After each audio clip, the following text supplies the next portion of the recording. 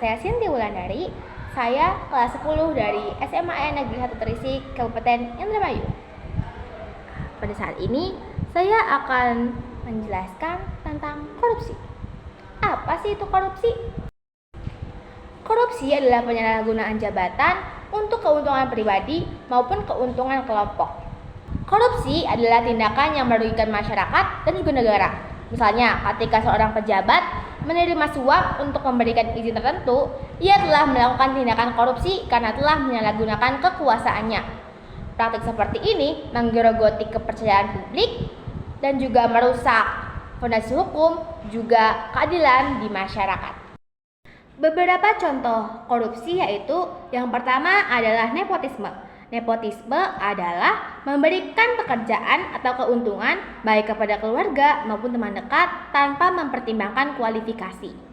Yang kedua adalah penyuapan.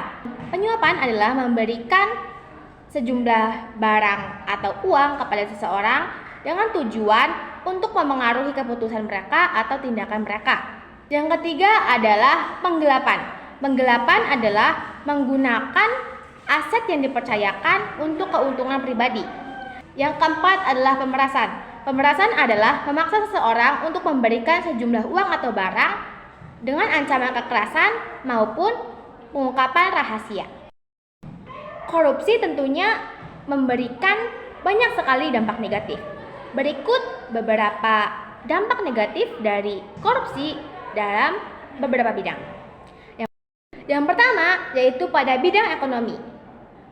Korupsi dapat menghambat pertumbuhan ekonomi karena dana yang seharusnya dialokasikan untuk pembangunan malah digunakan untuk keuntungan pribadi atau kebutuhan pribadi.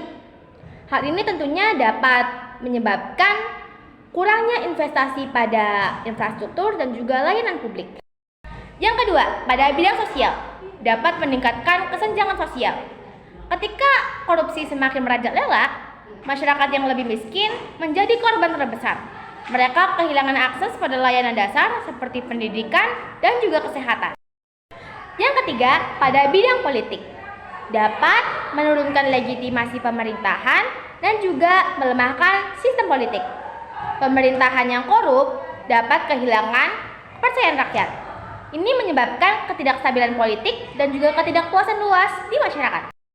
Yang keempat, dalam bidang hukum dapat menyebabkan ketidakadilan dan juga mengganggu penegakan hukum. Korupsi dalam bidang hukum dapat mengganggu penegakan hukum. Hal ini karena orang-orang yang memiliki uang dapat lolos dalam hukum, sementara orang-orang yang tidak mampu dapat dihukum dengan lebih berat. Terdapat beberapa nilai anti korupsi, di antaranya yang pertama yaitu kejujuran. Kejujuran adalah landasan dari kepercayaan. Kita harus menerapkan kejujuran dalam tindakan dan ucapan sehari-hari kita. Yang kedua yaitu integritas. Integritas berarti sinkronasi atau konsistensi antara apa yang diucapkan dan apa yang dilakukan. Hal ini penting untuk membangun reputasi. Yang ketiga, akuntabilitas. Akuntabilitas berarti tindakan yang kita lakukan harus bisa dipertanggungjawabkan. Berikut cara menanamkan nilai anti korupsi sejak dini. Yang pertama, melalui pendidikan. Memasukkan materi anti korupsi dalam kurikulum dan gunakan cerita dengan pesan moral. Yang kedua adalah teladan. Orang tua dan guru harus menjadi contoh jujur dan adil. Yang ketiga, aktivitas edukatif. Gunakan permainan dan proyek yang mengajarkan kejujuran dan juga tanggung jawab. Yang keempat, penghargaan. Berikan penghargaan untuk perilaku jujur dan ajarkan konsekuensi perilaku korup. Yang kelima adalah media. Manfaatkan media edukasi, film, dan aplikasi yang menarik bagi anak-anak. Yang terakhir yaitu yang keenam, lingkungan yang mendukung. Ciptakan budaya sekolah dan komunitas yang menghargai kejujuran dan juga integritas. Beberapa cara untuk menerapkan nilai-nilai anti korupsi dalam kehidupan sehari-hari. Pertama yaitu menerapkan nilai-nilai anti korupsi dalam diri sendiri atau pribadi. Dapat berupa menghindari kecurangan dan berlaku jujur. Yang kedua, menerapkan nilai-nilai anti korupsi dalam keluarga. Kita dapat mengajarkan atau mengajak keluarga untuk menerapkan nilai-nilai anti korupsi. Ketiga, dalam masyarakat. Partisipasi aktif kita dalam masyarakat dapat menciptakan lingkungan yang adil dan sejahtera.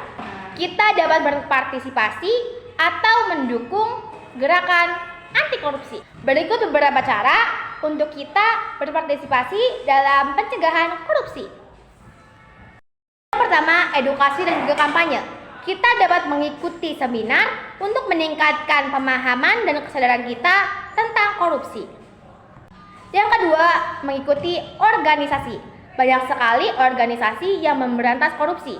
Kita dapat bergabung dengan mereka untuk memberikan kontribusi yang nyata. Yang ketiga, pelaporan. Jika kita menyaksikan tindakan korupsi, kita dapat melaporkannya ke saluran yang tepat. Ini dapat membantu untuk menegakkan hukum dan keadilan. Korupsi adalah masalah serius yang harus kita lawan bersama. Dengan memahami pengertian korupsi, dampak negatifnya, dan menerapkan nilai-nilai anti korupsi, kita bisa berperan aktif dalam pencegahan korupsi.